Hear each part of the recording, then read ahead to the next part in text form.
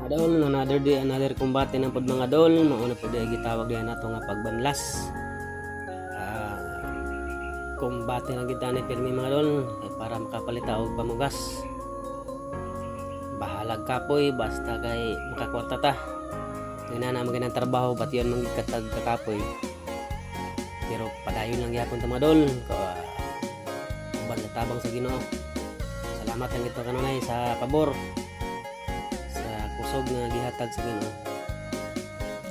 Muna ni siyang kuan mga dol basta daghan og buhagin, daghan margaha, ato ra nang ipaanod. Si mga dol kinahanglan gini siya kanang plastado kay kung dili plastar wash out. Mga dol ang atong tubig na inanay ra na sa inanay. Kailangan tubig niya plastar. Salamat sa inyong tanan mga dol sa suporta kanunay sa tanan nga mga supporters. Daghang salamat sa inyong tanan sa nagtatag og star. Daghang salamat bisan pa kang Papa John. Salamat kayo sa suporta kanunay sa akong mga igsoon. Salamat kayo sa pag-share sa video. Sa inyong tanan, daghang salamat sa pag-share sa video. Una na sa mga dol ang ihang proseso. Humana ni habuan na ni siyang margaha kaya para mabiring na siya. Kana mo na siya gitawag sa mga diri og stopper.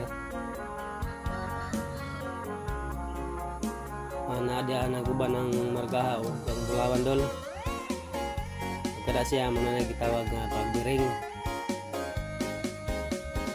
Tuyo kon gina siya para ang bulawan nasa tunga anintigo po na si madol dili po nilalim ang ginang trabaho kay humul kay sa adlaw sa tubig gabi kinumulay kani nani gamay na madol mo na gitawag nga pagdanggay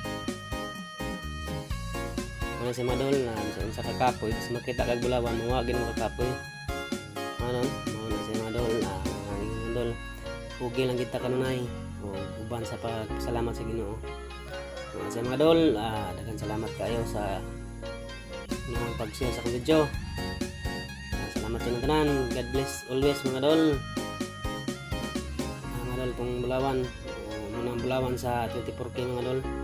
Sa pure gold, free gold surface mga dol. Salamat.